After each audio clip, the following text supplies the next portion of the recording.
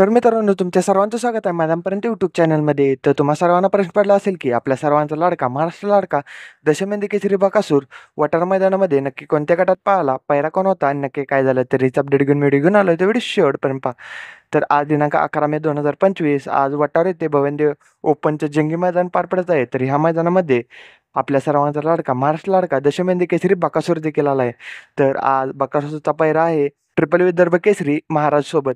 तर मित्रांनो, महाराज मागील 2 मैदान गटाला गाडी फॉलो होत असल्यामुळे गटाला हार होत होती. पण आज आपल्या सर्वांचा लाडका, महाराष्ट्राचा लाडका, दशमेंधी केसरी बकासूर आणि ट्रिपल विदर्भ केसरी महाराज, तर हे आपल्याला गट क्रमांक 5 मध्ये पळताना दिसले. तर ह्या गटामध्ये बकासूर आणि महाराजने विजय प्राप्त केला आणि सेमीफायनलसाठी पात्र ठरले. तर मित्रांनो, तुम्हाला आज बकासूर आणि महाराजला पळताना पाहून कसं वाटलं कमेंट करून नक्की सांगा.